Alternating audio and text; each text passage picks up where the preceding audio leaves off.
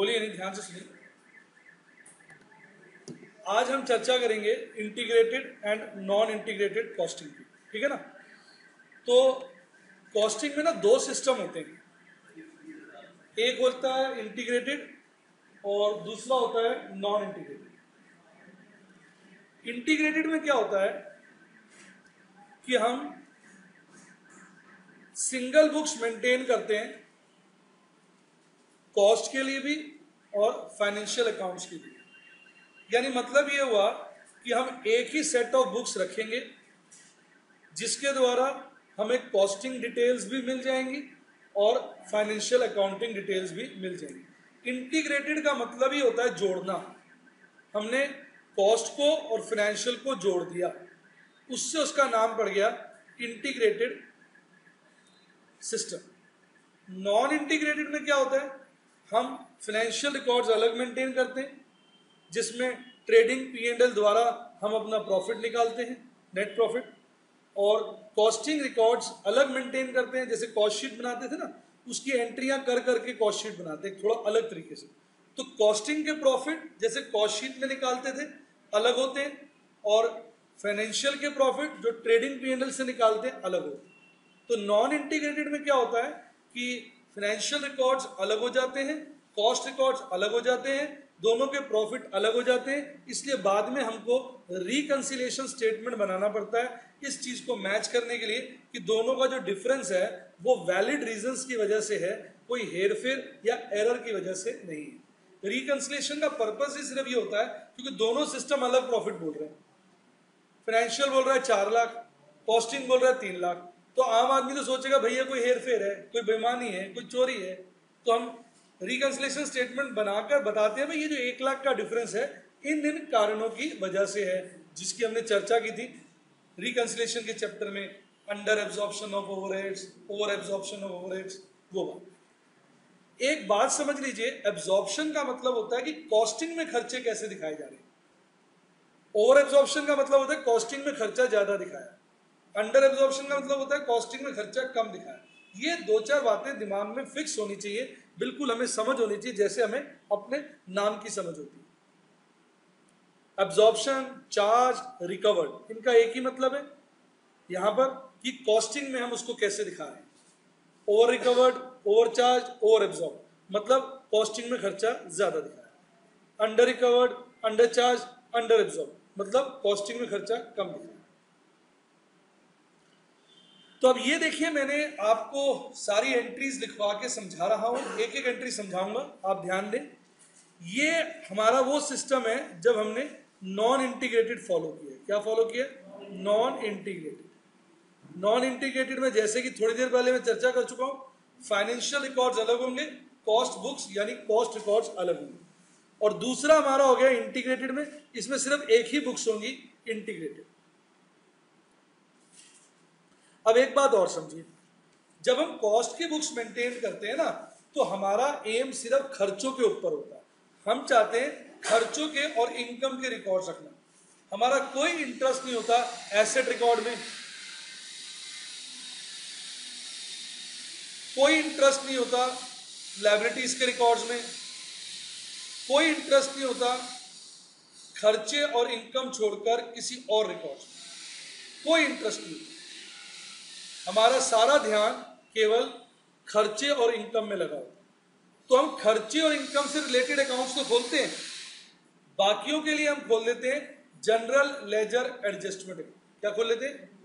कई लोग इसको कॉस्ट लेजर एडजस्टमेंट अकाउंट या कई लोग इसको कॉस्ट लेजर कंट्रोल अकाउंट भी बोलते हैं। लिख लीजिए, खर्चे और इनकम के अलावा कॉस्टिंग में हम एक ही अकाउंट खोलते हैं जिसको बोलते हैं general ledger adjustment account, cost ledger adjustment account, cost ledger control account.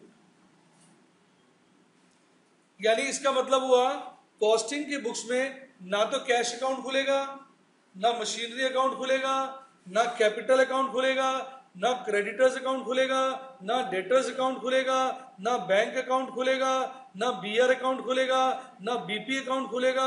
इन सब अकाउंट के लिए केवल एक ही अकाउंट खुलेगा जिसका नाम है GLA general ledger adjustment account, या CLC cost ledger control account, या CLA cost ledger adjustment account. बात बताइए, समझ आई आपको? यानी कॉस्ट बुक्स के अंदर केवल किसके खाते खुलेंगे? इनकम के और खर्चों। कोई रियल अकाउंट नहीं खुलेगा दोस्तों, कोई पर्सनल अकाउंट नहीं खुलेगा दोस्तों। रियल और पर्सनल अकाउंट को रिप्रेजेंट करने वाला केवल एक ही अकाउंट खुलेगा। जैसे सबका मालिक एक, उसी तरह यहां सभी एसेट और लायबिलिटी का अकाउंट एक, और उसका नाम GLA, CLA या CLC कंट्रोल या एडजस्टमेंट वर्ड लगा दें। एग्जाम्पल यही है। जनरल लेजर एडजस्टमेंट खोलिए, कैश की जगह बैंक की जगह, बाकी एंट्री से और क्लियर हो जाएगा। देखिए पहली एंट्री करते हैं हम परचेज ऑफ मटेरियल। अब जब हम मटेरियल परचेज करते हैं तो फाइनेंशियल बुक्स में क्या एंट्री करते हैं? Purchase account debited to cash या टू क्रेडिटर्स। कोई डाउट? और कॉस्ट बुक में हमारा कोई मन नहीं होता क्रेडिटर अकाउंट खोलने का, कैश अकाउंट खोलने का, इसलिए उसकी जगह क्या हो जाता है? To GLA। और यहां चूंकि हम पूरा अच्छा हिसाब किताब लगाते हैं, इसलिए परचेज अकाउंट की जगह जो नाम यूज करते हैं वो है material control account. Material control account. अब अगर हम इंटीग्रेटेड में जाएं तो इंटीग्रेटेड में हम दोनों के सुख भोगना चाहते हैं। इंटीग्रेटेड की एंट्री बड़ी सिंपल है, आप GLA हटा दीजिए और उसकी जगह जो भी फाइनेंशियल लेजर में यूज किया गया है वो ही यूज करिए। तो यानी दोस्तों क्या एंट्री हो जाएगी? Material control account debited to cash oblique creditors. बेटे एक एंट्री आपने सीख ली, सारी सीख गए, इसलिए ध्यान दें। Purchase of material normal entry, purchase account debited to cash oblique creditors financial के अंदर। कॉस्ट के अंदर परचेज की जगह रॉ मटेरियल कंट्रोल अकाउंट, और रियल और पर्सनल अकाउंट की जगह टू GLA। इंटीग्रेटेड में हम दोनों सुख भोगना चाहते हैं तो परचेज मत यूज करिए, वही कॉस्ट वाली एंट्री करिए, बस GLA की जगह एक्चुअल नाम लिख दीजिए फाइनेंशियल वाला। यानी देखा जाए कॉस्ट की एंट्री और इंटीग्रेटेड की सेम है, बस GLA हटाना है और उसकी जगह रियल वाला नेम लिखना है। यानी एंट्री क्या हो जाएगी? To cash oblique creditors. सही से बताइए क्लियर हुआ कि नहीं? आइए दूसरी चर्चा करें, पेमेंट टू क्रेडिटर्स। कृपया ध्यान दें, फाइनेंशियल के लिए एंट्री होगी क्रेडिटर्स टू कैश। चूंकि नोट करें इसमें कोई कॉस्ट इन्वॉल्व नहीं है, कोई इनकम इन्वॉल्व नहीं है, तो इसलिए आपने कॉस्ट बुक्स के अंदर कोई एंट्री नहीं की। और इंटीग्रेटेड में सेम एंट्री रिपीट हो जाएगी। जो एंट्री केवल कॉस्टिंग में आएगी, जो एंट्री केवल फाइनेंशियल में आएगी, वो इंटीग्रेटेड में एज इट इज आ जाएगी। इंटीग्रेटेड का मतलब ही होता है जोड़ दो, जोड़ दें, उसका मतलब ही ये होता है। एक बार फिर से ध्यान से सुनिए, जब हम क्रेडिटर्स को पेमेंट कर रहे हैं तो दोनों हमारे पर्सनल और रियल अकाउंट इन्वॉल्व है। क्रेडिटर हो गया पर्सनल, कैश हो गया रियल, और इन दोनों अकाउंट को हम कॉस्ट लेजर में नहीं खोलते, उसकी जगह GLA खोलते हैं। तो अगर मैं इसकी एंट्री करूं भी कॉस्ट लेजर में तो बेटा एंट्री हो जाएगी GLA डेबिट टू GLA। ये कोई मैनर्स हुए? उसी को डेबिट कर दो, उसी को क्रेडिट कर दो, इसलिए वो वाली एंट्री हमने नहीं की। और इसकी जो इंटीग्रेटेड में एंट्री आई वो सेम आ गई। थर्ड केस देखिए, इशू ऑफ मटेरियल। जब मटेरियल इशू हो रहा है कोई एंट्री नहीं होती फाइनेंशियल में, क्योंकि वहां इससे कोई लेना देना ही नहीं है। लेकिन कॉस्टिंग में होगी, कॉस्टिंग में हमने देखना है, हमने खर्चों की डिटेल को स्टडी करना है। अब जो मटेरियल है ध्यान लगाएं, अगर डायरेक्ट मटेरियल है जो कि प्राइम कॉस्ट का पार्ट होता है, सदा याद रखिए हमारे खर्चे होते हैं डायरेक्ट और इनडायरेक्ट। डायरेक्ट को हम बोलते हैं प्राइम कॉस्ट, इनडायरेक्ट को बोलते हैं ओवरहेड्स। ओवरहेड्स तीन जगह होते थे, आपको याद होना चाहिए, factory overheads, admin overheads, selling and distribution overheads. और हर चीज के तीन ही क्लासिफिकेशन होते हैं, मटेरियल, लेबर और एक्सपेंस। अगर ये डायरेक्ट है तो ये प्राइम कॉस्ट है, इनडायरेक्ट है तो ये ओवरहेड्स है। तो अब जब मटेरियल इशू करेंगे तो हमें देखना है, जो डायरेक्ट मटेरियल होगा ध्यान दें वो चला जाएगा वर्क इन प्रोग्रेस में, क्योंकि वर्क इन प्रोग्रेस वो अकाउंट होता है जिसमें हम सारा प्रोडक्शन कर रहे हैं। तो डायरेक्ट मटेरियल चला जाएगा वर्क इन प्रोग्रेस में, और जो इनडायरेक्ट मटेरियल है वो डिफरेंट ओवरहेड्स में चले जाएंगे।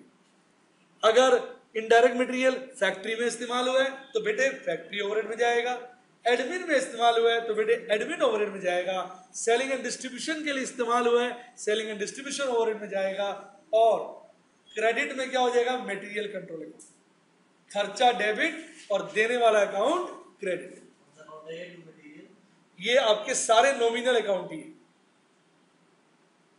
राइट। और आपको मैंने पहले भी अर्ज किया, इंटीग्रेटेड में सेम एंट्री रिपीट हो जाती है, जो एंट्री दोनों में से किसी एक में हो इंटीग्रेटेड में वो एज इट इज आ जाती है। बताइए क्लियर है आप लोगों को? अब रिपीटिशन होगा, आपको क्लियर है बेटा? अब रिपीटिशन होगा। देखिए जैसे पेमेंट ऑफ वेजेस है, देखिए अब बिल्कुल रिपीटिशन है। फाइनेंशियल में wages control to cash, financial में वेजेस, सॉरी कंट्रोल गलती से बोल गया, wages to cash, control word हम कॉस्ट में लगा, wages to cash. Cost ledger में वेजेस कंट्रोल टू जीएलए। अब आप गेस करिए, जब हम इधर जाएंगे तो जीएलए की जगह क्या यूज कर देंगे, cash, wages control to cash. अब वेजेस भी हम चार्ज कर रहे हैं, इस तरह की कोई एंट्री फाइनेंशियल में नहीं होती। आपको पता होगा सारी की सारी वेजेस जो है हम उठाकर ट्रेडिंग अकाउंट में डाल देते हैं, लेकिन यहां ऐसा नहीं है। यहां हम देखेंगे वेजेस का खर्चा कहां जा रहा है। अगर डायरेक्ट वेजेस होगा तो वो चला जाएगा वर्क इन प्रोग्रेस, और अगर इनडायरेक्ट वाले वेजेस होंगे तो वो देखने पड़ेंगे कहां जा रहे हैं। अगर इनडायरेक्ट वेजेस फैक्ट्री से रिलेटेड है बेटा तो फैक्ट्री ओवरहेड, एडमिन से रिलेटेड है तो एडमिनिस्ट्रेशन ओवरहेड, सेलिंग से रिलेटेड है तो सेलिंग एंड डिस्ट्रीब्यूशन ओवरहेड्स, और 2 में वेजेस कंट्रोल। फाइनेंशियल बुक में याद रखिए वेजेस कभी भी चार्ज नहीं होती, कोई भी खर्चा फाइनेंशियल बुक में चार्ज नहीं होता है, वो उसका अपना एक अलग हेड खुल जाता है जो एंड में ट्रेडिंग या P&L में चला जाता है। कोई भी अकाउंट उसमें खर्चे का चार्ज नहीं होता, बाइफर्केशन जैसी कोई चीज वहां नहीं है।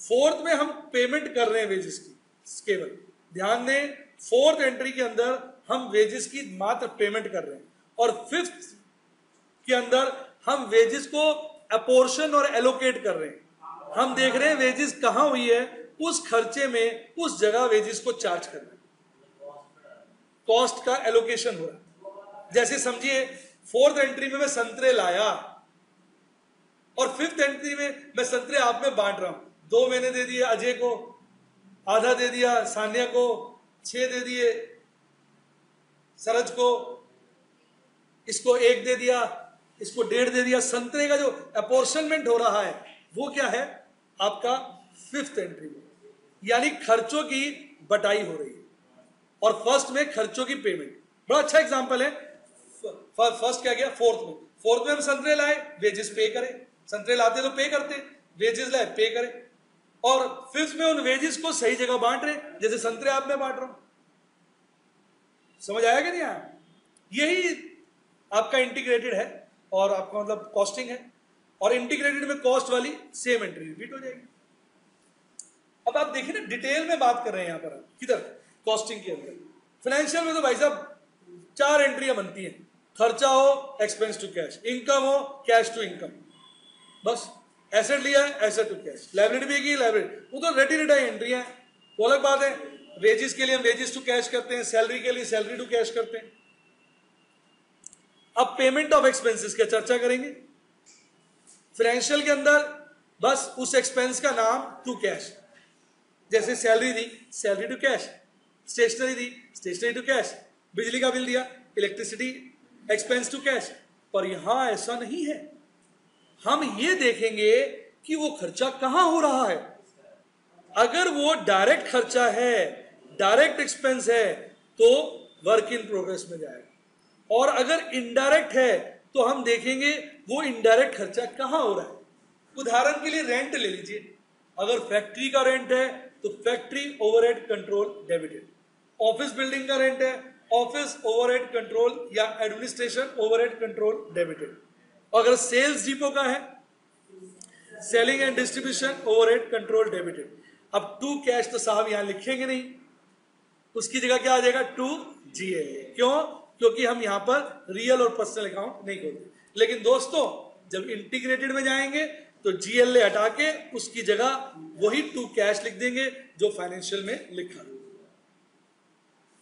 अब आ रहा है आपको समझ में आएगा ना, ध्यान से देखेंगे आपको लगेगा रिपीटिशन, कोई खास बात। अब आ गई चार्जिंग वाली बात, थोड़ी देर पहले भी मैंने बोला था ये चार्ज करना, एब्जॉर्ब करना, रिकवर करना, ये कॉस्टिंग की प्रक्रिया है। अकाउंट्स में ऐसा कुछ नहीं होता। चार्ज का मतलब है जो खर्चा है वो दिखाओ, जो हुआ है वो मत दिखाओ, जो खर्चा है वो दिखाओ। अब मान लीजिए एग्जांपल देता हूं मैं आपको, कॉस्टिंग में और फाइनेंशियल में क्या फर्क है मैं बता रहा हूं, सुनिए। खर्चा होना चाहिए था 10,000, हमारी बेवकूफी से हो गया 12,000, तो अकाउंट्स में तो हम 12,000 ही खर्चा दिखा देते हैं, पर कॉस्टिंग वाले कहते नहीं, आप पेमेंट 12 की करो, पर कस्टमर को जब चार्ज करोगे, जब सेलिंग प्राइस निकालोगे, उसके लिए आप 10 ही लेके जाओ, और वो जो 2,000 का आपने एक्स्ट्रा खर्चा करा है वो आपका नुकसान है, वो अपने अलग वाले P&L में लेके जाना, वहां प्रॉफिट कम करो। पर जब कस्टमर के लिए हिसाब बना रहे हो तो वहां खर्चा क्या दिखाओ 10 है। अब ये समझिए, मैं आपको पढ़ा रहा हूं, ध्यान से सुनिए। मेरा को आपके क्लास के लिए आने के लिए, जो घर से ही आता हूं मैं क्लास लेने, तो मेरा जो महीने का है 25,000 रुपये खर्च होना चाहिए। अब ऐसा मैं मूडी आदमी हूं, मैं घूमता फिरता आता हूं, 25 की जगह 35,000 खर्च हो गया, तो अकाउंट्स में तो मैं 35 ही दिखा दूंगा खर्चा, पर कॉस्टिंग में दूंगा नहीं। जब आप इस बैच का प्रॉफिट निकाल रहे हो तो वहां खर्चा 25 ही दिखाओ, 10 एक्स्ट्रा हुआ है उसको बाद में P&L में अलग से दिखा, पर जब इस बैच का प्रॉफिट निकालोगे तो उसके लिए खर्चा 25 होना चाहिए। और इस प्रक्रिया को क्या बोलते हैं? Charging of overheads. समझिए इस बात, कॉस्टिंग की बेटा जड़ ही यही है, कॉस्टिंग की नींव ही यही है कि नॉर्मल खर्चा कस्टमर को चार्ज करो, एबनॉर्मल खुद बर्दाश्त करो। नॉर्मल कस्टमर को चार्ज करो, एबनॉर्मल खुद बर्दाश्त करो, चाहे वो खर्चा हो चाहे वो इनकम। राइट, अब हम चार्ज करेंगे ओवरहेड्स। आपको याद होगा फैक्ट्री ओवरहेड्स जो होते हैं वो वर्क इन प्रोग्रेस की एडजस्टमेंट से पहले कैलकुलेट होते हैं। याद करिए, कॉस्ट शीट याद करिए, आप लोग कॉस्ट शीट निकाल लीजिए, शर्माइए मत, कॉस्ट शीट निकाल लीजिए। देखिए फैक्ट्री ओवरहेड हमने वर्क इन प्रोग्रेस से पहले कराया, तो इसलिए जो फैक्ट्री ओवरहेड चार्ज किए जाते हैं वो वर्क इन प्रोग्रेस अकाउंट में चार्ज की जाती है। तो एंट्री क्या होगी? Work in progress control account debit to factory overheads. बेटे सदा याद रखिए, मैं आपको बड़ी प्यारी चीज बता रहा हूं। आप 1 मिनट कॉस्ट शीट खोल लें, आपको अच्छा लगेगा। मैं आपको दिखाता हूं, मेरे पास कॉस्ट शीट है इसमें, ये देखिए मैं आपको कॉस्ट शीट दिखाता हूं। देखिए वर्क इन प्रोग्रेस की एडजस्टमेंट से पहले चार्ज हुआ है फैक्ट्री ओवरहेड, फिनिश स्टॉक की एडजस्टमेंट से पहले चार्ज हुआ है एडमिनिस्ट्रेशन ओवरहेड, और कॉस्ट ऑफ सेल से पहले चार्ज हुआ है सेलिंग एंड डिस्ट्रीब्यूशन। तो यहां से एक पॉइंट कैच करिए, फैक्ट्री ओवरहेड चार्ज होते हैं वर्क इन प्रोग्रेस को, एडमिनिस्ट्रेशन ओवरहेड चार्ज होते हैं फिनिश स्टॉक को, और selling and distribution overhead charge होते हैं कॉस्ट ऑफ सेल्स को। बहुत डिटेल में एंट्रियां सिखा रहा हूं, ध्यान देंगे तो बहुत आनंद आएगा। याद रखिए फैक्ट्री ओवरहेड चार्ज होते हैं वर्क इन प्रोग्रेस को, एडमिनिस्ट्रेशन ओवरहेड चार्ज होते हैं फिनिश्ड स्टॉक, और selling and distribution overhead charge होते हैं कॉस्ट ऑफ सेल्स। तो ये देखिए, तो हमने फैक्ट्री ओवरहेड चार्ज किए, एंट्री हो गई work in progress control to factory overhead, और इंटीग्रेटेड में सेम एंट्री रिपीट हो गई। पर इसमें साहब कोई एंट्री नहीं होती, इस तरह की कोई चीज हमने कभी भी 11-12 फाइनेंशियल अकाउंटिंग में नहीं सीखी। खूब पढ़ी आपने फाइनेंशियल अकाउंटिंग 11-12। अब जो माल तैयार हो गया, आप सोचिए वर्क इन प्रोग्रेस तो एक डब्बा है, अब इसमें जो माल तैयार हो गया वो वर्क इन प्रोग्रेस से निकल के कहां जाएगा? Finish stock. फिनिश स्टॉक में क्यों जाएगा? भाई तैयार हो गया है ना, फिनिश्ड हो गया है। तो हम क्या करेंगे? ट्रांसफर फिनिश्ड गुड्स, साहब यहां कोई एंट्री नहीं, और यहां finish stock control account debited to work in progress control account. Credit the giver debit the receiver वाला रूल भी लगा सकते हो, ऑल्दो फिट नहीं होता यहां, पर बड़ा आसान है लगाने। जहां से माल जाए वो क्रेडिट, जहां आए वो debit. Debit what comes in, credit what goes out. Work in progress से जा रहा है, फिनिश स्टॉक में आ रहा है, तो एंट्री हो गई finish stock control debited to work in progress control. Same entry यहां रिपीट होगी। क्लियर? अब आइए, आपको मैंने थोड़ी देर पहले बताया था कि एडमिनिस्ट्रेशन ओवरहेड कहां चार्ज होते हैं, फिनिश स्टॉक, तो इसलिए अब आप एडमिनिस्ट्रेशन ओवरहेड चार्ज करेंगे। फिर वही बात, फाइनेंशियल में कोई एंट्री नहीं, अब चार्ज कर रहे हैं, खर्चा हो रहा है, तो finish stock control debited to administration overhead control account. फिर वही बात, खर्चा कहां जा रहा है, फिनिश स्टॉक, कहां से जा रहा है, एडमिनिस्ट्रेशन ओवरहेड, तो जहां से जाएगा वो क्रेडिट और जहां पर जाएगा वो डेबिट। इंटीग्रेटेड में सेम एंट्रीज हो जाएंगी। अब नेक्स्ट, भाई साहब तैयार माल हो गया था फिनिश स्टॉक में, वहां हमने खर्चा भी चार्ज कर दिया, अब जो बिक गया वो फिनिश स्टॉक से निकालकर कॉस्ट ऑफ सेल्स में डालेंगे। क्यों? बिक गया है ना, तो एंट्री क्या हो जाएगी, ट्रांसफरिंग गुड्स सोल्ड। इसमें तो कोई एंट्री नहीं होती, इसमें हो जाएगी cost of sales control to finish stock control. और बेटे इंटीग्रेटेड में सेम। अब हम कॉस्ट ऑफ सेल्स में आ गए। आपको याद होगा कॉस्ट ऑफ सेल्स में कौन से ओवरहेड जुड़ते हैं, सेलिंग एंड डिस्ट्रीब्यूशन ओवरहेड। तो बेटे अब हम चार्ज करेंगे selling and distribution overhead. Financial में कोई एंट्री नहीं, कॉस्टिंग के अंदर खर्चा दिखा रहे हैं, कहां, कॉस्ट ऑफ सेल्स में, वहां खर्चा जा रहा है। कहां से जा रहा है, सेलिंग एंड डिस्ट्रीब्यूशन ओवरहेड से। तो जहां से जाएगा वो credit, credit what goes out, जहां पे आएगा वो डेबिट, डेबिट व्हाट कम्स इन। और सेम एंट्री आप देखिए हम कहां कर देंगे, आपके इंटीग्रेटेड। फिर देखिए आप, बड़ा सिंपल है, दोनों स्लाइड एक बार रिवाइज कर लीजिए। मटेरियल खरीदते हैं, कॉस्टिंग का देखिए, फाइनेंशियल तो आपको आता है। मटेरियल खरीदा, material control to GL. Material पहुंचाया, direct work in progress, indirect, तीन तरह के ओवरहेड में पहुंचाया टू मटेरियल कंट्रोल। इंटीग्रेटेड और कॉस्टिंग सेम है, बस जीएलए की जगह नाम आ जाएगा अकाउंट का। फिर वेजेस पे करी, wages control to GLA. Wages charge करी, डायरेक्ट तो वर्क इन प्रोग्रेस, इनडायरेक्ट तो तीन तरह के overhead, debit to wages control. कोई डाउट? एक्सपेंस पे किए, कौन से एक्सपेंस है, डायरेक्ट है वर्क इन प्रोग्रेस, इनडायरेक्ट है तो कहां के हैं, फैक्ट्री के फैक्ट्री ओवरहेड, एडमिन के एडमिन ओवरहेड, सेलिंग के सेलिंग टू जीएल। अब भाई साहब फैक्ट्री ओवरहेड चार्ज करो, कहां पर, work in progress, work in progress to factory overhead. तैयार माल वर्क इन प्रोग्रेस से निकालकर फिनिश स्टॉक में भेजो, finish stock to work in progress. अब फिनिश स्टॉक में एडमिनिस्ट्रेशन ओवरहेड चार्ज करो, finish stock to administration overhead control. बिके हुए माल को फिनिश स्टॉक से निकालकर कॉस्ट ऑफ सेल्स में भेजो, cost of sales to finish stock. और अब selling and distribution overhead charge करो, cost of sales to selling and distribution overhead.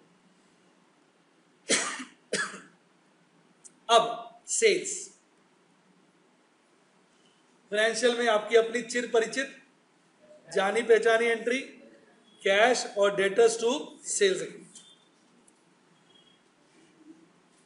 आपकी वही चिर परिचित एंट्री सेल्स की, क्या, सेल्स और डेटर्स टू सॉरी कैश और डेटर्स टू सेल्स अकाउंट। लेकिन जब हम बात करेंगे किसकी, कॉस्ट रिकॉर्ड्स की, तो ना कैश आएगा ना डेटर्स आएगा, जीएलए आ जाएगा, जीएलए टू सेल्स कंट्रोल।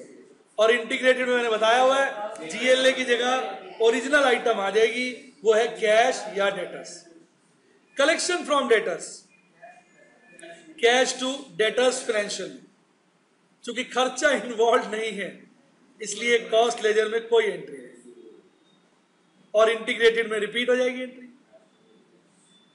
अब याद करो, हमने कॉस्ट ऑफ सेल्स में सारा कॉस्ट ऑफ सेल्स निकाल लिया था, फिनिश स्टॉक से गुड्स ले आए थे, सेलिंग डिस्ट्रीब्यूशन ओवरहेड जोड़ लिए थे, तो वो फिगर कॉस्ट ऑफ सेल्स की होगी। वो सारी की सारी फिगर हम डाल देते हैं सेल्स कंट्रोल में। कहां डाल देते हैं? सेल्स कंट्रोल के डेबिट में। इससे क्या होता है? कॉस्ट ऑफ सेल्स खत्म,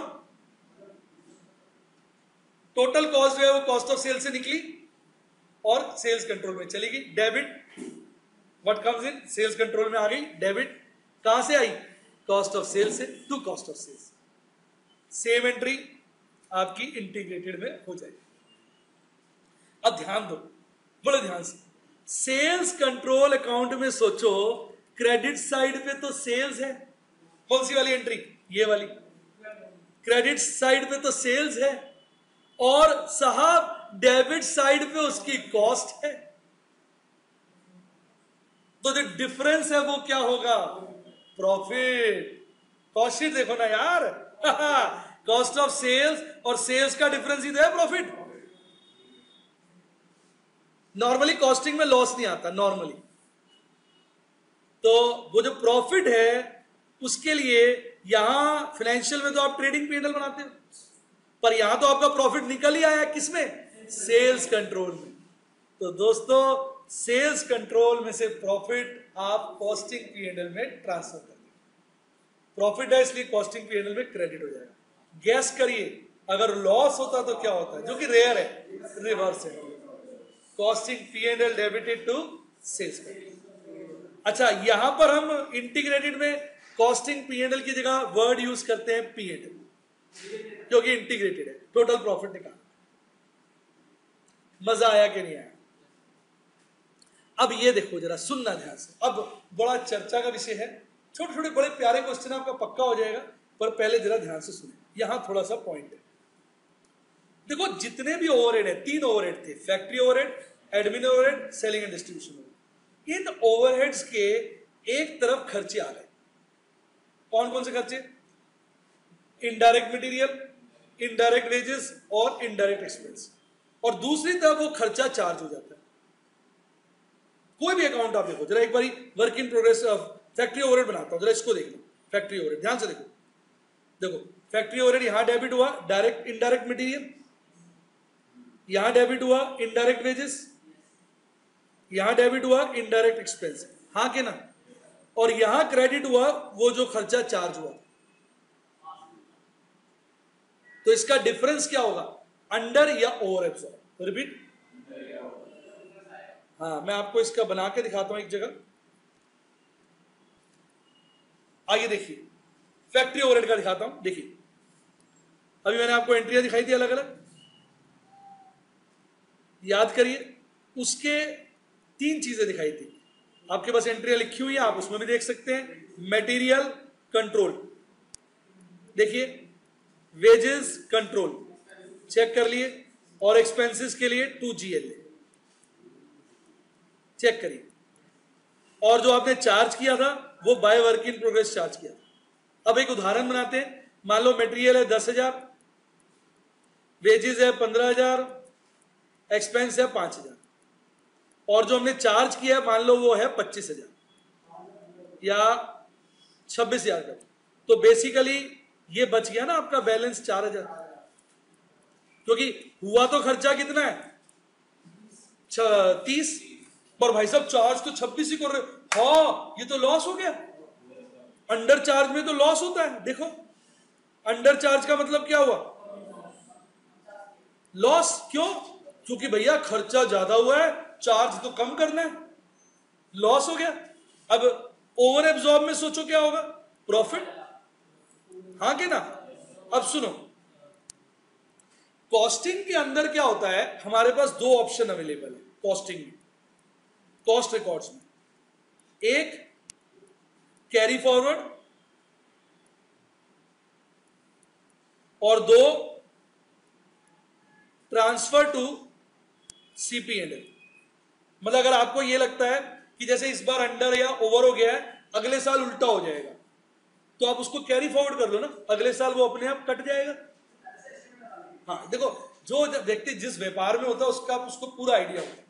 आपको अजीब लग रहा होगा पर सबको आइडिया होता है। अब आप डॉक्टर के पास ही जाते हैं, डॉक्टर से कहते हैं भाई साहब यहाँ दर्द हो रहा है, तो डॉक्टर थोड़ी इसको एकदम काट के देखता है अंदर क्या हो रहा है।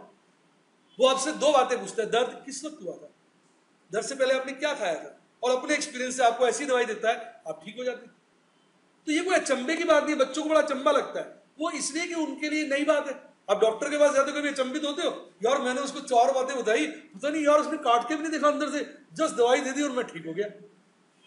अपने आप में एक करिश्मा ही है, वो उसका एक्सपीरियंस है। तो जो व्यक्ति जिस व्यापार में होता है उसको उसकी टेक्निकलिटीज पता होती है। तो अब अगर इस बिजनेसमैन को पता है, जिसकी ये बुक्स है, कि भाई इस साल मेरा अंडर है, अगली बार ओवर हो जाएगा, या इस साल ओवर है, अगली बार अंडर हो जाएगा, तो वो कैरी फॉरवर्ड कर सकता है। लेकिन उसको लग रहा है नहीं यार ये ऐसे नहीं अच्छा है, अगले साल का क्या मतलब है, ये तो इसी साल का है, तो फिर वो कहां डाल दे उसे, कॉस्टिंग पीरियड। लेकिन बेटे मेरी बात पर ध्यान दे, इंटीग्रेटेड में तो आपको लेके ही P&L में जाना पड़ेगा, एक ही ट्रीटमेंट है। वो इसलिए क्योंकि इंटीग्रेटेड में आपने एक्चुअल प्रॉफिट भी तो निकालने हैं। कॉस्ट रिकॉर्ड जब अलग होते हैं तो एक्चुअल प्रॉफिट तो आपको किससे मिल जाएंगे, फाइनेंशियल से। लेकिन इंटीग्रेटेड ने तो दोनों काम करने, और अगर आप अंडर और ओवर को अगले साल ले जाओगे तो इस साल तो आपने पूरे खर्चे दिखाए नहीं, तो सही प्रॉफिट भी नहीं आएगा। तो इतनी बढ़िया बात बताई, अब देखिए समझ में आई कि नहीं। मैंने पूरी कहानी क्या समझाई कि अंडर या ओवर अगर आ रहा है तो कॉस्टिंग में आपके पास दो ऑप्शन है, एक कैरी फॉरवर्ड करें, दो कॉस्टिंग P&L में ले जाए। लेकिन साहब इंटीग्रेटेड में आपके पास दो रास्ते नहीं है, एक ही रास्ता P&L, और लॉजिक बता दिया मैंने आपको। अब यहां पर यही चर्चा की है। देखो अंडर एब्जॉर्प्शन अभी मैंने बताया था आपको क्या होता है, लॉस। क्या होता है, लॉस। तो यहां तो कोई एंट्री नहीं होती थी, यहां आप उसे कैरी फॉरवर्ड कर सकते हैं या कॉस्टिंग P&L में डेबिट कर दीजिए। जब कैरी फॉरवर्ड करते हैं तो हम क्या करते हैं, सस्पेंस नाम यूज कर लेते हैं। क्या यूज कर लेते हैं, सस्पेंस, ओवरहेड सस्पेंस। अगर फैक्ट्री ओवरहेड है तो फैक्ट्री ओवरहेड सस्पेंस कह देंगे, एडमिनिस्ट्रेशन ओवरहेड है तो एडमिनिस्ट्रेशन ओवरहेड सस्पेंस। लेकिन जैसा कि अभी हम चर्चा कर चुके हैं, इंटीग्रेटेड में कोई कैरी फॉरवर्ड वाला सिस्टम नहीं होता, उसको P&L में जाना। क्योंकि अंडर एब्जॉर्प्शन लॉस है तो इसलिए P&L क्या होगा, डेबिट।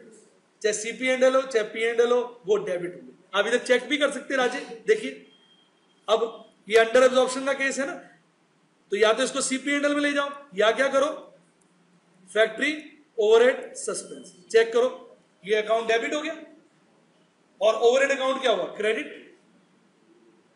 अंडर एब्जॉर्प्शन मतलब डेबिट साइड ज्यादा है, क्रेडिट साइड कम है। अब दिमाग लगाइए, ओवर एब्जॉर्प्शन में क्या होगा, 17th में रिवर्स। क्या होगा, रिवर्स। क्यों, क्योंकि ये प्रॉफिट है। तो प्रॉफिट कॉस्टिंग P&L में क्रेडिट कर सकते हो या सस्पेंस में क्रेडिट कर सकते हो, पर इंटीग्रेटेड में केवल P&L में ही क्रेडिट करो। तो आप देखिए कितना सिस्टमैटिक और कितना इजी है। इंटीग्रेटेड और कॉस्ट रिकॉर्ड्स में कोई फर्क नहीं है, GLA हटाओ, एक्चुअल नाम लगाओ। जाना बनता है, GLA हटाओ, एक्चुअल नाम लगाओ, और जो एंट्री केवल एक में हुई है वो एज इट इज इंटीग्रेटेड में आ जाए। तो सारी स्थितियां मैंने आपकी इसमें इलस्ट्रेट कर दी है। अगर आप ध्यान से देखें, सारी की सारी एंट्री सीक्वेंस के साथ, कॉस्ट शीट के साथ बताइए। क्लियर हुआ कि नहीं, राइट? तो एक बार फिर देखिए, मैंने आपके लिए छोटे छोटे भी और अकाउंट्स बनाए हैं, आपको बड़ा अच्छा लगेगा। अब आपके टेस्ट के लिए रेडी हो जाइए, देखते हैं कौन बच्चे सही जवाब देते हैं। पहला क्वेश्चन, परचेज ऑफ मटेरियल। आइए साहब, पहले छोटे क्वेश्चन हैं, बिल्कुल सिंपल। परचेज ऑफ मटेरियल बताइए, फाइनेंशियल में क्या एंट्री होगी, purchase account debit to cash, और और ये तो होगी उसकी। और आपकी कॉस्टिंग में क्या होगी, cost record material control account debited to GL, और इंटीग्रेटेड में material control account debited to cash oblique creditors, दोनों चल सकते हैं, कैश भी और क्रेडिटर्स, राइट। फिर पेमेंट ऑफ वेजेस,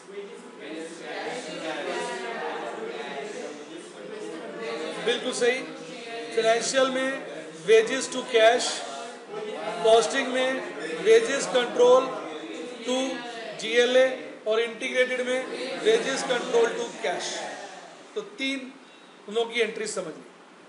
अब जब मटेरियल इशू करेंगे, फाइनेंशियल में कोई एंट्री नहीं, कॉस्टिंग रिकॉर्ड्स के अंदर work in progress debit direct से, इनडायरेक्ट के लिए factory overhead, admin overhead, selling and distribution overhead to material control account, और इंटीग्रेटेड में सेल। चार्जिंग ऑफ वेजेस की फाइनेंशियल में कोई एंट्री नहीं, कॉस्टिंग के अंदर डायरेक्ट वेजेस के लिए work in progress control debited, indirect के लिए factory overhead control, admin overhead control, selling and distribution overhead control to wages control, integrated में सी। पेमेंट ऑफ डायरेक्ट एक्सपेंस, आपका डायरेक्ट एक्सपेंस पूछा है सर। फाइनेंशियल में एक्सपेंस टू कैश, कॉस्टिंग में WIP to GLA, और इंटीग्रेटेड में WIP control to cash, सिर्फ डायरेक्ट है। इनडायरेक्ट के लिए FA में फाइनेंशियल अकाउंट्स में एक्सपेंस टू कैश, कॉस्टिंग के अंदर factory overhead control, admin overhead control, selling and distribution overhead control to GLA, और इंटीग्रेटेड में टू GLA की जगह to cash, control overhead control debit to cash, जो भी ओवरहेड है। Charging factory overhead, factory overhead कहाँ चार्ज होता है? WIP control to factory overhead, FA में कोई नहीं, और कॉस्टिंग में और इंटीग्रेटेड में same. Charging administration overhead, finish stock control to administration overhead, same entry, costing में, इंटीग्रेटेड में, फाइनेंशियल में कोई नहीं। ऑफिस ओवरहेड चार्ज करना, ऑफिस एडमिन ओवरहेड चार्ज करना, finish stock control to office overhead control, same entry, costing में और integrated में, FA में, फाइनेंशियल में कोई नहीं। सेलिंग एंड डिस्ट्रीब्यूशन कहाँ चार्ज होते हैं? Cost of sales, cost of sales control to selling and distribution overhead control, दोनों में, फाइनेंशियल में कोई नहीं। अब फिनिश स्टॉक कहां से कहां जाते हैं? फिनिश स्टॉक जो तैयार हुआ, वर्क इन प्रोग्रेस से finish stock, work in progress से finish stock, finish stock control to work in progress. FA में कोई नहीं, बाकी दोनों में सेम। कॉस्ट ऑफ सेल्स कहां से कहां जाती है? सेल्स कंट्रोल में जाती है, तो sales control to cost of sales, sales control to cost of sales, FA में कोई नहीं, और कॉस्टिंग और इंटीग्रेटेड में सेम है। सॉरी, ये कॉस्ट ऑफ गुड्स सोल्ड है, थोड़ा गलती हो गई, मैंने कॉस्ट ऑफ सेल्स पढ़ा था, दो है ना, कॉस्ट ऑफ सेल्स अलग है, दो आ रही है, ये कॉस्ट ऑफ गुड्स सोल्ड है। ध्यान दें, देखो इधर देखो, सुनो सुनो सुनो सुनो, देखो मैं आपके लिए एक टेबल बना देता हूं, आपको और बढ़िया लगेगा। वर्क इन प्रोग्रेस से माल जाता है फिनिश स्टॉक, फिनिश स्टॉक से माल जाता है cost of sales, cost of sales से माल जाता है सेल्स, यहां फिनिश्ड गुड्स जाते हैं। क्या जाते हैं? Finished goods. ये पता है कौन सी कॉस्ट होती है जो वर्क इन प्रोग्रेस से फिनिश स्टॉक जाती है? ये नेट फैक्ट्री कॉस्ट होती है। क्या होती है?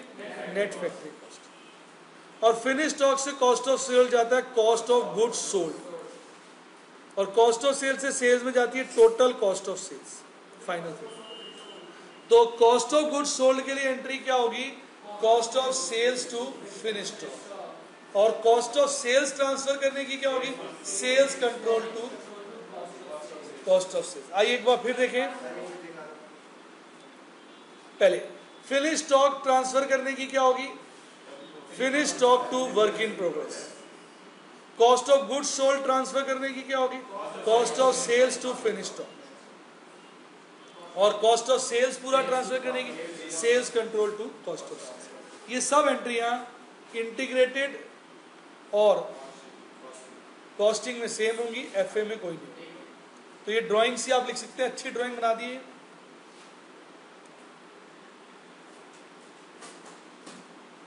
इसकी एंट्री हो जाएगी finish stock control to work in progress. Control implied है, मैं ना भी लिखूं तो इंप्लाइड है।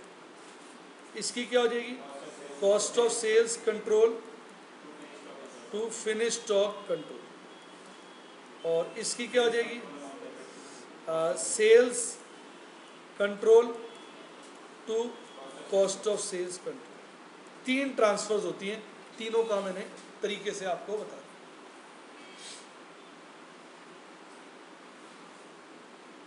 क्लियर, डन, ये तो हो गया। अब सेल्स ऑन क्रेडिट हो, एफए में कैश ऑब्लिक डेटर्स टू, नहीं क्रेडिट है तो डेटर्स टू सेल्स, और कॉस्टिंग में जीएलए टू सेल्स कंट्रोल, और इंटीग्रेटेड में debtors to sales control. Cash sales की एफए में cash to sales control, costing में GLA to sales control, integrated में जीएलए की जगह cash to sales control. Profit transfer करना, प्रॉफिट अगर है, प्रॉफिट या loss, cost of sales control से सीपीएनएल में चला जाएगा और इंटीग्रेटेड में पीएनएल में जाएगा। तो एंट्री क्या हो जाएगी, अगर प्रॉफिट है तो सेल्स कंट्रोल टू सीपीएनएल या पीएनएल इंटीग्रेटेड। अगर लॉस है CPNL oblique PNL to sales control. देखिए पहले आपको एंट्रियां चार्ट से सिखाई थी, अब एक एक सारी एंट्रियां डिस्कस कर ली हैं। अब तो हर बच्चे को याद हो जाना चाहिए, अगर अभी भी याद नहीं होगा तो आप इसको बार बार देखें तभी याद हो। अब अंडर और ओवर एब्जॉर्प्शन के कितने ऑप्शंस अवेलेबल हैं, 2, एक कैरी फॉरवर्ड, एक पीएनएल में डाल, पर 2 ऑप्शन किस केस में अवेलेबल है, कॉस्टिंग के लिए, पर इंटीग्रेटेड में एक ही है, पीएनएल में जाएगा। नेक्स्ट, अंडर और ओवर एब्जॉर्प्शन के लिए कौन सा ऑप्शन फाइनेंशियल रिकॉर्ड्स में है, कोई नहीं, वहां अंडर ओवर होता ही नहीं, मतलब सारे का सारा खर्चा एक्चुअली पीएनएल में चला जाता है। तो इस तरह का कुछ भी होता ही नहीं फाइनेंशियल, ये वर्ड ही हमने कभी फाइनेंशियल में सुना ही नहीं। अगर कैरी फॉरवर्ड करने हो अंडर एब्जॉर्प्शन कैरी फॉरवर्ड करने हो तो क्या होगा, ओवरहेड कंट्रोल सस्पेंस, या ओवरहेड कंट्रोल कर दो, overhead suspense to overhead control, overhead suspense control कह दो चलेगा। ये डिपेंड करता है, फैक्ट्री है तो फैक्ट्री ओवरहेड सस्पेंस कंट्रोल कह दो, अगर एडमिन है तो एडमिन ओवरहेड, जोन सा ओवरहेड है वहां से। अगर अंडर है, और अगर अंडर को हमने कैरी फॉरवर्ड नहीं करना तो सीपीएनएल या PNL to overhead control. Loss है इसलिए वो पीएनएल में डेबिट होगा। सीपीएनएल यूज करेंगे कॉस्टिंग के लिए और पीएनएल यूज करेंगे इंटीग्रेटेड के लिए। ओवर एडमिनिस्ट्रेशन ओवरहेड, ओवर है और कैरी फॉरवर्ड करना, ओवर है प्रॉफिट हो गया, administration overhead control to administration overhead suspense control account हो गया। अंडर एब्जॉर्प्शन है और कैरी फॉरवर्ड नहीं करना, सीपीएल अंडर मतलब loss, PNL to administration overhead control. CPL किसमें, कॉस्टिंग में, पीएल किसमें, इंटीग्रेटेड। ओवर एब्जॉर्ब सेलिंग है, कैरी फॉरवर्ड करना, ओवर है, ओवर होता है प्रॉफिट, कैरी फॉरवर्ड करना है तो to selling distribution overhead suspense, और डेबिट में selling distribution overhead control, carry forward. Under है, कैरी फॉरवर्ड नहीं करना, लॉस है, अंडर मतलब लॉस, CPL या PL to selling distribution overhead control. नहीं, कैरी फॉरवर्ड नहीं करना, तो CPL में चला गया। CPL कॉस्टिंग में, PL इंटीग्रेटेड में। तो ये वही आपका कॉस्ट शीट का अपना चार्ट है, आप देखिए सारी चीजें कवर करा दी गई है। इस स्लाइड पे मैं ये बता रहा हूं कि ओवरहेड्स किस किस प्रकार से चार्ज होते हैं। फैक्ट्री ओवरहेड के लिए ये वाले पॉपुलर मेथड हैं। एक, पहला हो गया परसेंटेज ऑफ प्राइम कॉस्ट, दूसरा हो गया परसेंटेज ऑफ मटेरियल कॉस्ट, तीसरा हो गया परसेंटेज ऑफ लेबर कॉस्ट, चौथा हो गया पर यूनिट। ओवरहेड्स को यूनिट्स से डिवाइड कर दो, पर यूनिट आ जाएगा। पांचवा हो गया पर लेबर आर या पर मशीन आर, यानी उसको ओवरहेड्स को लेबर आर से डिवाइड कर दो तो पर लेबर आर खर्चा आ जाएगा, मशीन आवर से डिवाइड कर दो तो पर मशीन आर आ जाएगा। इसकी चर्चा हम कॉस्ट शीट में भी कर चुके हैं। एडमिनिस्ट्रेशन ओवरहेड के जो पॉपुलर हैं, percentage of prime cost, percentage of direct labour cost, percentage of net factory cost और per unit basis. Percentage of direct labour cost मतलब होता है overhead divided by direct labour cost into 100, उसका percentage बना। Prime cost के case में prime cost का percentage बना।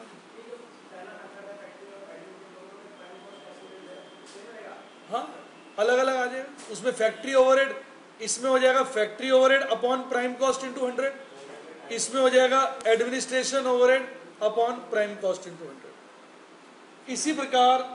इसी प्रकार सेलिंग, इसी प्रकार सेलिंग एंड डिस्ट्रीब्यूशन ओवरहेड के भी कई तरीके हैं। एक, परसेंटेज ऑफ प्राइम कॉस्ट, दो, percentage of direct labour cost, तीन, परसेंटेज ऑफ फैक्ट्री कॉस्ट, चार, पर यूनिट बेसिस, पांच, percentage of cost of goods sold, एक और भी हो सकता है परसेंटेज ऑफ सेल्स। मतलब वो क्वेश्चन बताता है, यानी ओवरहेड जब हम चार्ज करते हैं तो किसी चीज से कोरिलेट करके करते हैं। जैसे वेजेस का 40% है फैक्ट्री ओवरहेड, तो जितना फैक्ट्री ओवरहेड है उसका 40% जो है हम चार्ज कर देंगे। फैक्ट्री ओवरहेड की चार्ज करने की एंट्री क्या होती है? Work in progress control to factory overhead. तो ये डिफरेंट बेसिस अवेलेबल हैं जिनसे हम चार्ज करते हैं।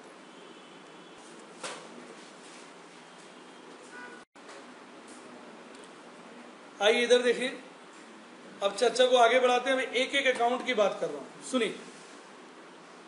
पहला अकाउंट है रॉ मटेरियल कंट्रोल अकाउंट। इसके डेबिट में गाना लिख दिया है मटेरियल आएगा, इसके क्रेडिट में मटेरियल जाएगा। जब भी मटेरियल आएगा ये डेबिट हो जाएगा, जब यहां से मटेरियल जाएगा तो क्रेडिट हो जाएगा। अब कॉमन सेंस है, शुरू में ओपनिंग स्टॉक पड़ा होगा, फिर नया माल जो परचेज किया होगा वो 2 GLA करके आ जाएगा, और इंटीग्रेटेड में 2 कैश या 2 क्रेडिटर करके आ जाएगा। और उसके बाद डायरेक्ट वाला कहां भेज दोगे? वर्क इन प्रोग्रेस में। इनडायरेक्ट वाले कहां भेज दोगे? Selling and distribution. और अगर कोई स्टॉक लॉस हो गया है तो वो कॉस्टिंग P&L में चला जाएगा और बैलेंस बच जाएगा। अब इधर देखिए आप, ये रॉ मटेरियल कंट्रोल है। जब खरीदोगे तो इसमें माल आएगा। माल आने का मोटा मोटा एक ही साधन है, खरीद। कॉस्टिंग में GLA के थ्रू आता है और इंटीग्रेटेड में 2 कैश या 2 क्रेडिटर्स, और बाकी सब इसके जाने के हैं साधन। ये डायरेक्ट चला गया, ये इनडायरेक्ट, ये इनडायरेक्ट, ये इनडायरेक्ट, और ये लॉस चला गया। तो एक जगह से आएगा, कई कई जगह जाएगा, जिसमें डायरेक्ट वर्क इन प्रोग्रेस में, इनडायरेक्ट फैक्ट्री का फैक्ट्री ओवरहेड में, एडमिन का एडमिन ओवरहेड में, सेलिंग का सेलिंग ओवरहेड में। अगर लॉस हो गया तो कॉस्टिंग P&L में, बाकी बच गया। ये अकाउंट आपको याद हुआ है? इसको लिख लीजिए।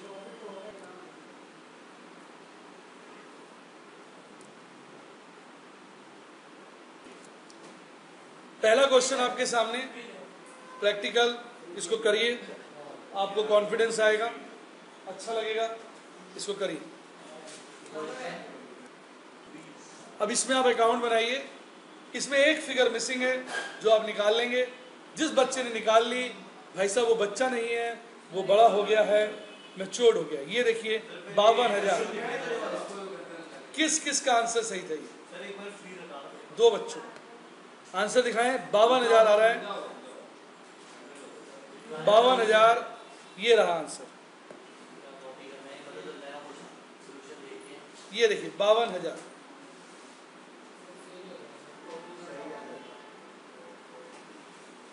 इसमें बैलेंसिंग फिगर 52,000 है। जिस जिस बच्चे की आ गई है बिल्कुल ठीक है, उसके लिए जोरदार तालियां। एक बच्चा चॉकलेट जीत गया। एल का मतलब एबनॉर्मल लॉस है, मैंने करेक्ट कर दिया, आप देख लें, फिगर को करेक्ट कर दिया। अब मैं आपको सिखाता हूं वेजेस कंट्रोल के बारे में। वेजेस कंट्रोल अकाउंट है जिसके डेबिट साइड में हम एक्चुअल वेजेस जो खर्च हुए होते हैं वो दिखाते हैं। जो टोटल हमारे वेजेस, हमारे जो पे हुए, क्योंकि डेबिट एक्सपेंस होता है, इसको 2 GLA से पे करते हैं कॉस्टिंग में, और 2 कैश पे करते हैं इंटीग्रेटेड में। फिर जो डायरेक्ट वेजेस हैं वो चले जाते हैं वर्क इन प्रोग्रेस में, और बाकी जो इनडायरेक्ट वेजेस हैं वो अगर फैक्ट्री के हैं तो फैक्ट्री ओवरहेड में, एडमिन के हैं तो एडमिन ओवरहेड में, सेलिंग के हैं तो सेलिंग ओवरहेड में। और उसके बाद भी अगर कुछ वेजेस बच जाते हैं, इसका मतलब वो हमारा नुकसान हो गया, और वो कहाँ चले जाएंगे? Costing P&L। अब इधर देखिए, वेजेस के अंदर जो खर्चा है वो एक ही जगह से आता है, वो कौन सा है? GLA कॉस्टिंग के केस में, और कैश इंटीग्रेटेड के केस में। और बाकी वो जाता है डायरेक्ट वाला वर्क इन प्रोग्रेस, इनडायरेक्ट वाले जो हैं वो जोन जोन से ओवरहेड होते हैं वहाँ चले जाते हैं, फैक्ट्री के फैक्ट्री ओवरहेड में, एडमिन के एडमिन में, सेलिंग के सेलिंग। और जो इनडायरेक्ट वेजेस जो यूज़ नहीं होते या जो वेस्ट हो जाता है टाइम, वो हमारा लॉस हो जाता है, और वो चला जाता है कॉस्टिंग P&L। तो डेबिट में एक्चुअल वेजेस के एक्सपेंस दिखाने, क्रेडिट में उनका क्या हुआ, कहाँ कहाँ वो गए, वो दिखाना है। इस प्रकार हमारा वेजेस कंट्रोल अकाउंट परफेक्ट तैयार हो जाता है।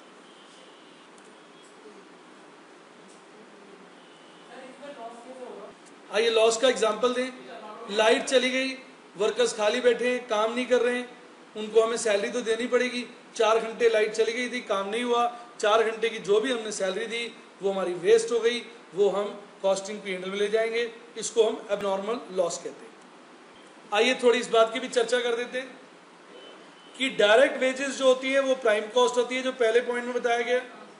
दूसरे पॉइंट में ये बताया मैंने कि अगर वेजेस अनप्रोडक्टिव है, क्वेश्चन बोलता है अनप्रोडक्टिव वेजेस, तो वो फिर फैक्ट्री ओवरहेड में ले जाओगे, भले वो डायरेक्ट वेजेस ही, पर अगर अनप्रोडक्टिव है तो फैक्ट्री ओवरहेड में जाएंगे। और अगर इनडायरेक्ट वेजेस बताया गया है और ये नहीं बताया कि वो एडमिन की है, सेलिंग की है, फैक्ट्री की है, तो इनडायरेक्ट वेजेस को आपने सदा फैक्ट्री ओवरहेड मानना, सदा फैक्ट्री ओवरहेड मानना। आइए अब इस पे एक क्वेश्चन करते हैं। देखें, ये क्वेश्चन करना है आपने, इसमें आपने वेजेस अकाउंट बनाना है। आराम से तसल्ली से बनाइए, बिल्कुल सही।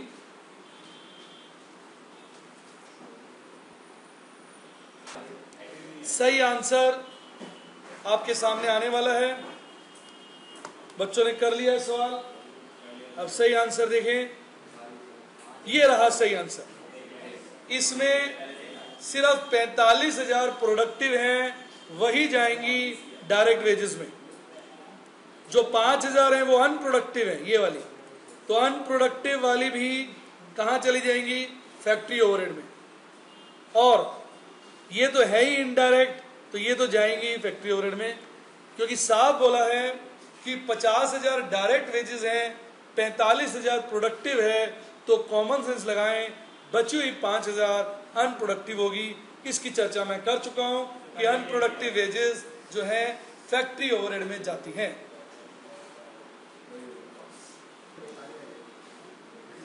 अब अगले पॉइंट की चर्चा करेंगे। अगला पॉइंट है वर्क इन प्रोग्रेस। अब ध्यान दीजिए, वर्क इन प्रोग्रेस में ओपनिंग बैलेंस पड़ा होता है, और इस साल का डायरेक्ट मटेरियल उसमें आता है मटेरियल कंट्रोल से, डायरेक्ट वेजेस आता है वेजेस कंट्रोल से, और डायरेक्ट एक्सपेंस आते हैं GLA से, कॉस्टिंग के केस में और टू कैश इंटीग्रेटेड के केस में। और आपको याद होगा फैक्ट्री ओवरहेड हम कहां चार्ज करते हैं, वर्क इन प्रोग्रेस। तो ये आपके फैक्ट्री ओवरहेड हो गए, इनडायरेक्ट फैक्ट्री ओवरहेड, यानी इनडायरेक्ट खर्चे फैक्ट्री ओवरहेड के आते हैं। अब बेटे इसमें से जो माल तैयार हो जाता है वो फिनिश स्टॉक में चला जाता है, ये फिनिश स्टॉक में गो हो गया, गो का मतलब चला गया, और बाकी बैलेंस बच जाता है। अगर इसमें उसके बाद भी टोटल मैच ना हो तो आप उसको एबनॉर्मल लॉस या एबनॉर्मल गेन मान सकते हैं और वह कॉस्टिंग P&L में चला जाएगा। नॉर्मली टोटल मैच हो जाना चाहिए, पर बाई चांस नहीं होता तो एबनॉर्मल लॉस या एबनॉर्मल गेन मानकर कॉस्टिंग P&L में ले जाए। ऊपर वाले डायग्राम में देखिए बेटा, वर्क इन प्रोग्रेस में माल कहां से आता है, raw material, direct material raw material control से आता है, डायरेक्ट वेजेस वेजेस कंट्रोल से आते हैं, डायरेक्ट एक्सपेंसेस GLA या कैश से आता है इंटीग्रेटेड में, और फैक्ट्री ओवरहेड से आपके ओवरहेड आ जाते हैं, राइट। और तैयार माल फिनिश स्टॉक में चला जाता है, और अगर बैलेंस प्रॉफिट लॉस है तो वो कहां चला जाता है, कॉस्टिंग P&L। तो जो प्रॉफिट या लॉस अगर बैलेंस आ रहा है बेटे, अगर इधर आ रहा है ध्यान दें बाय कॉस्टिंग P&L हो जाएगा, और बेटे अगर इधर आ रहा है तो टू कॉस्टिंग P&L हो जाएगा अगर बैलेंस आया तो। क्लियर है, चेक करें।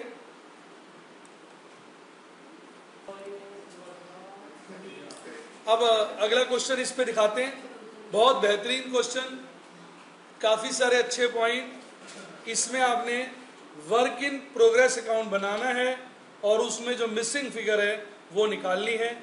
अभी वर्क इन प्रोग्रेस अकाउंट मैंने आपको दिखाया था, वही वाला अकाउंट विद मिसिंग फिगर निकालना। एक अच्छे बेहतरीन सवालों में से एक बढ़िया सवाल।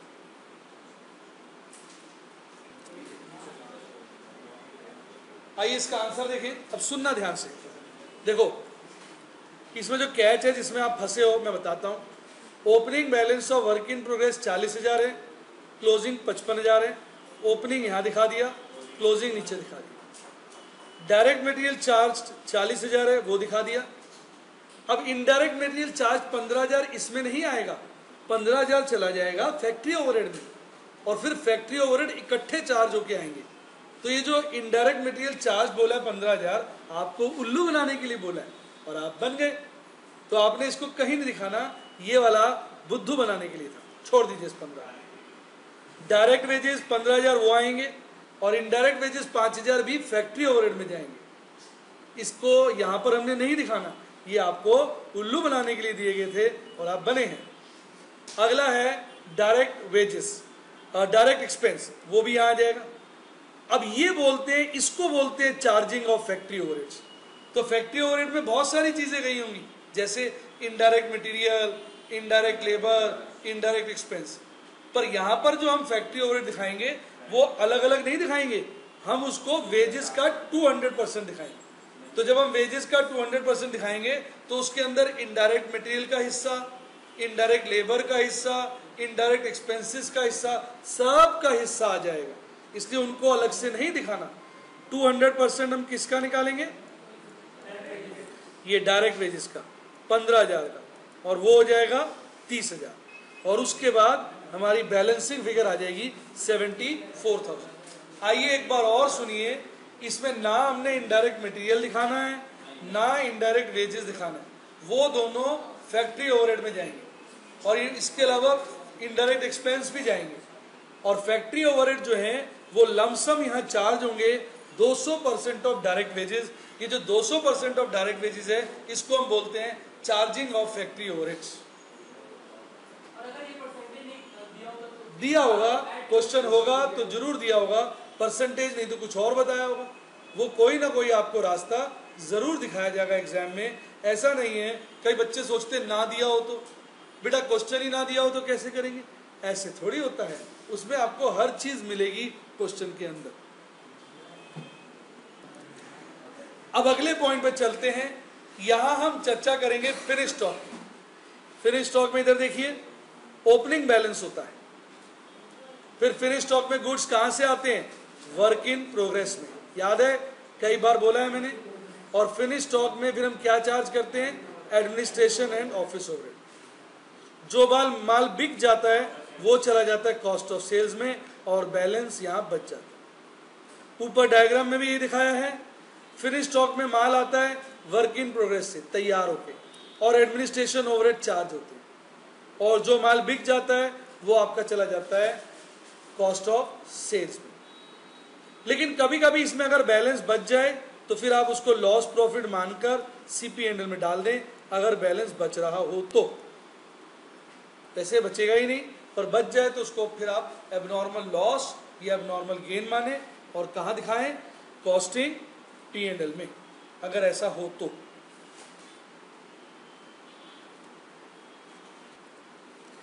आइए अब एक क्वेश्चन करेंगे, आपको अच्छा लगेगा। क्वेश्चन आपके समक्ष आ रहा है, इसको करिए। इस क्वेश्चन के अंदर आपने केवल फिनिश स्टॉक अकाउंट बनाना है और मिसिंग फिगर को प्राप्त करना है। सिर्फ फिनिश स्टॉक अकाउंट, उससे रिलेटेड सब डिटेल्स दिए, आपने बना के आंसर निकालना है। फटाफट निकालिए। सही आंसर आपके मन में कॉन्फिडेंस पैदा करेगा, तो मेहनत करिए। आइए, सही आंसर सामने आने वाला है, राज पे से पर्दा हटने वाला है और अब जो है सही आंसर आपके सामने आ गया। इधर देखिए, क्वेश्चन कहता है opening finish stock 4 lakh, closing 5.5 lakh. जो माल तैयार हो गया उसकी फैक्ट्री कॉस्ट 9 लाख है। आपको याद होगा तैयार माल को वर्क इन प्रोग्रेस से निकालकर फिनिश स्टॉक में भेजा जाता है, वो यहाँ पर आ गया। फिर जो एडमिनिस्ट्रेशन ओवरहेड है वो 50% है किसका, वर्क इन प्रोग्रेस का, तो इसका 50% निकाल लें। तो बैलेंसिंग फिगर आ गई 12 लाख। 12 लाख जो हो गया वो कॉस्ट ऑफ सेल्स हो गया, वो कॉस्ट ऑफ सेल्स में चला जाएगा। बाकी जितनी भी डिटेल दी हैं उनका इससे कोई लेना देना नहीं है, वो मात्र आपको बुद्धू बनाने के लिए दी गई है। चेक करें, क्लियर है। अब आगे चर्चा करेंगे दो अकाउंट की, कॉस्ट ऑफ सेल्स और सेल्स कंट्रोल। इधर देखिए, कॉस्ट ऑफ सेल्स में कॉस्ट ऑफ गुड्स सोल्ड का अमाउंट फिनिश स्टॉक से निकल कर आता है। फिर उसमें हम सेलिंग एंड डिस्ट्रीब्यूशन ओवरहेड जोड़ते हैं और टोटल अमाउंट को सेल्स कंट्रोल में भेज देते हैं। सेल्स कंट्रोल के क्रेडिट साइड पे होती है सेल्स। कॉस्टिंग के केस में बाय GLA लिख देंगे और इंटीग्रेटेड के केस में बाय कैश या डेटर्स लिख देंगे, और जो बैलेंसिंग फिगर है वो प्रॉफिट हो जाएगी, जो कॉस्टिंग P&L में चली जाएगी। ऊपर चित्र देखिए, कॉस्ट ऑफ सेल्स में कॉस्ट ऑफ गुड्स सोल्ड कहाँ से आ रहा है, फिनिश स्टॉक से, और ये selling and distribution overhead absorb हो गए। उसके बाद जो इसका अमाउंट है वो कहाँ ट्रांसफर हो गया, सेल्स कंट्रोल। तो ये टोटल कॉस्ट ऑफ सेल्स होगी। सेल्स कंट्रोल में सेल्स आएगी GLA से, और इन दोनों का जो डिफरेंस है वो कॉस्टिंग P&L में चला जाएगा। तो कॉस्ट ऑफ सेल्स में फिनिश स्टॉक से माल आता है, सेलिंग एंड डिस्ट्रीब्यूशन ओवरहेड से आता है और सेल्स कंट्रोल में चला जाता है। सेल्स कंट्रोल में कॉस्ट ऑफ सेल्स से आता है, GLA से आता है और CP&L में चला जाता है। अच्छे से इसे कॉपी करें, फिर इस पे एक क्वेश्चन आएगा। आइए अब इस पे एक क्वेश्चन करेंगे जिससे आपको क्लैरिटी हो जाए। ये एक क्वेश्चन, अब इसमें आपने 3 अकाउंट बनाने हैं बेटा, finish stock account, cost of sales account, sales control account. और अगर आप ये 3 अकाउंट बना लेते हैं तो इसका मतलब आप इसमें एक्सपर्ट हो गए हैं। आप देखेंगे हमने धीरे धीरे सारे अकाउंट्स बनाना सीख लिए हैं। इसमें आपको सारी डिटेल्स दी हुई हैं, फिनिश स्टॉक की भी, कॉस्ट ऑफ सेल्स की भी, सेल्स कंट्रोल की। बनाइए, आंसर आपके सामने आने वाला है। दिल थाम लीजिए, आंसर आपके सामने आ गया है। देखिए, आइए एक बार करके दिखाते हैं। Opening balance of finish stock 4 lakh, closing balance 5.5 lakh. Opening यहां लिखा 4, क्लोजिंग नीचे लिखा 5.5। Factory cost of finish goods 9 lakh रुपए, तो फिनिश स्टॉक में वर्क इन प्रोग्रेस से 9 लाख रुपए आ जाएंगे। Administration and overheads are 50% of factory cost, तो इसको इसका 50% बना लीजिए, तो आपका एडमिनिस्ट्रेशन एंड ऑफिस ओवरहेड आ जाएगा। अब इसकी जो बैलेंसिंग फिगर है 12 लाख, वो चली गई कॉस्ट ऑफ सेल्स में। फिर सेलिंग एंड डिस्ट्रीब्यूशन ओवरहेड बोले हैं 20% of cost of goods sold है, इसका 20% निकाल लीजिए, 240 आ जाएगा। फिर इसकी जो बैलेंसिंग फिगर है वो चली गई सेल्स कंट्रोल में। सेल्स बता गई है 15 लाख और 60,000 का प्रॉफिट आ गया, जो आपका चला जाएगा कॉस्टिंग P&L में। सारे कॉन्सेप्ट कई बार कराए गए हैं ताकि बच्चों को दिक्कत ना आए। किस किस का ठीक था, हाथ खड़ा करें। गुड।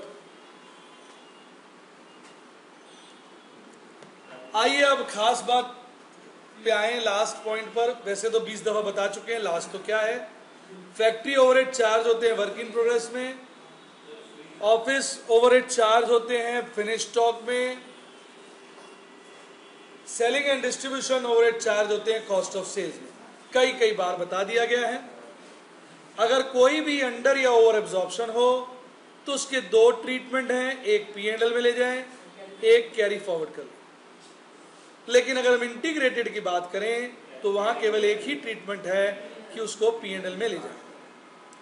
आइए इन सभी अकाउंट्स के दर्शन कराएं, बस यही अकाउंट रह रहे थे। फैक्ट्री ओवरहेड में इनडायरेक्ट मटेरियल आएगा मटेरियल कंट्रोल से, इनडायरेक्ट लेबर आएगी वेजेस कंट्रोल से, और इनडायरेक्ट एक्सपेंस आएंगे जनरल लेजर एडजस्टमेंट अकाउंट से, और अगर इंटीग्रेटेड है तो टू कैश से। जो इसके खर्चे होते हैं वो वर्क इन प्रोग्रेस में चार्ज हो जाते हैं, उसके बाद ये अकाउंट क्लोज हो जाना चाहिए। पर बेटा अगर बैलेंस बच रहा है तो उसको आप या तो कैरी फॉरवर्ड कर देंगे या आप कॉस्टिंग P&L में डाल देंगे। कैरी फॉरवर्ड करना है तो सस्पेंस अकाउंट में डाल देंगे। सेम प्रकार से administration overhead, normally administration overhead में क्वेश्चनों में ना तो इनडायरेक्ट मटेरियल दिया होता है ना इनडायरेक्ट वेजेस, सिर्फ इनडायरेक्ट एक्सपेंस दिए होते हैं जो हम GLA से दिखा देते हैं। उसके बाद इसका जो चार्जिंग होता है वो होता है फिनिश स्टॉक में। इसके अंदर अगर बैलेंस बच जाए, ये है अंडर और ये है ओवर, तो इसके 2 ट्रीटमेंट हैं जैसे चर्चा कर चुके हैं, या तो कैरी फॉरवर्ड कर लें या कॉस्टिंग P&L में ट्रांसफर कर दें। इसी प्रकार बेटा इनडायरेक्ट एक्सपेंसेस आ जाते हैं सेलिंग एंड डिस्ट्रीब्यूशन ओवरहेड में। पर सेलिंग एंड डिस्ट्रीब्यूशन जो चार्ज होते हैं वो चार्ज होते हैं कॉस्ट ऑफ सेल्स को। इसके अंदर अगर बैलेंस बचता है तो या तो अंडर एब्जॉर्ब्ड है, क्रेडिट में बचा, डेबिट में बचा तो ओवर एब्जॉर्ब्ड है, उसको आप या तो कैरी फॉरवर्ड कर दें या कॉस्टिंग P&L में ट्रांसफर कर दें। तो कुल मिला के मैंने तीनों ओवरहेड्स के आपको अकाउंट दिखा दिए हैं। जो आपका फैक्ट्री ओवरहेड होता है उसके अंदर इनडायरेक्ट मटेरियल, इनडायरेक्ट लेबर और इनडायरेक्ट एक्सपेंस तीनों मिलते हैं, और ज़्यादातर क्वेश्चनों में देखा है कि बाकी दोनों ओवरहेड्स में सिर्फ इनडायरेक्ट एक्सपेंस होते हैं जो कॉस्टिंग रिकॉर्ड्स के अंदर 2 GLA से आते हैं और इंटीग्रेटेड में 2 कैश से आते हैं। और जो इनका बैलेंस होता है मैं फिर बता रहा हूं, कॉस्टिंग में 2 मेथड्स अवेलेबल हैं, एक कैरी फॉरवर्ड करिए या कॉस्टिंग P&L में डालिए, पर इंटीग्रेटेड में एक ही अवेलेबल है P&L में ट्रांसफर करना। लिख लीजिए। आप लोगों ने इसको देखा, समझ लिया, अब इस पे क्वेश्चन है, आप करके दिखाएं, आपके मन में एक अजीब सा उत्साह पैदा होगा। करिए।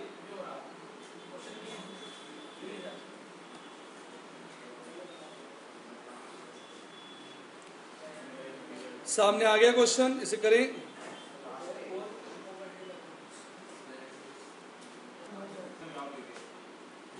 देखिए ये इसका आंसर आपके सामने आ गया है, बोलिए नहीं, आंसर सामने आ गया है।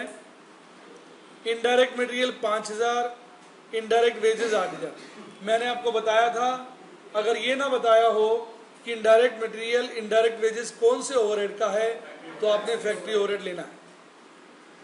Factory expenses, administration expenses, selling and distribution expenses paid amounted to 25,000 factory overhead के, 30,000 एडमिनिस्ट्रेशन ओवरहेड के और 16,000 आपके सेलिंग एंड डिस्ट्रीब्यूशन ओवरहेड के। फैक्ट्री ओवरहेड जो चार्ज हुए 35,000, फैक्ट्री ओवरहेड चार्ज होते हैं वर्क इन प्रोग्रेस को 35,000, इसमें 3,000 का बैलेंस आया जो कैरी फॉरवर्ड हो जाएगा या कॉस्टिंग P&L में चला जाएगा। ये आपका अंडर एब्जॉर्ब है। क्या है? Under absorb.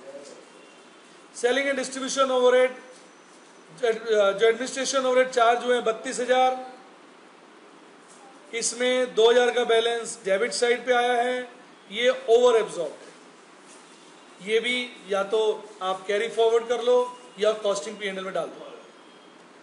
Selling and distribution overhead जो चार्ज हुए 14,000 हैं, इसमें 2,000 बैलेंस क्रेडिट साइड पे आया है, ये आपका अंडर एब्जॉर्ब है। या तो इसको आप कॉस्टिंग P&L में डाल दो या इसको कैरी फॉरवर्ड। सिंपल सा है, इनमें कभी भी अंडर या ओवर आ सकता है, उसको आपका ट्रीटमेंट मैंने बता दिया।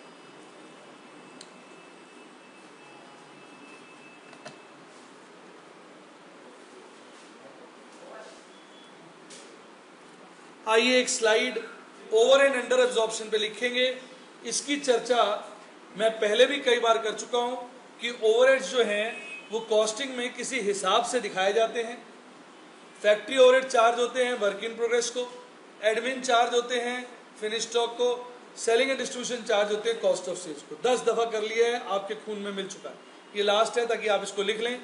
अगर एब्जॉर्ब्ड ओवरहेड ज्यादा हो इसको हम ओवर एब्जॉर्प्शन बोलते हैं और ये प्रॉफिट होता है। और अगर एब्जॉर्ब्ड ओवरहेड एक्चुअल से कम हो इसको अंडर एब्जॉर्प्शन बोलते हैं और ये लॉस होता है। ओवर और अंडर एब्जॉर्प्शन के दो ट्रीटमेंट हैं, 10 बार बता दिया। या तो कॉस्टिंग P&L में ले जाएं या कैरी फॉरवर्ड करते हैं। कॉस्टिंग के अंदर दोनों ऑप्शन चलते हैं पर इंटीग्रेटेड में P&L वाला ही ऑप्शन चलता है। तो लिख लीजिए, सारा इंपॉर्टेंट, वेरी इंपॉर्टेंट स्लाइड।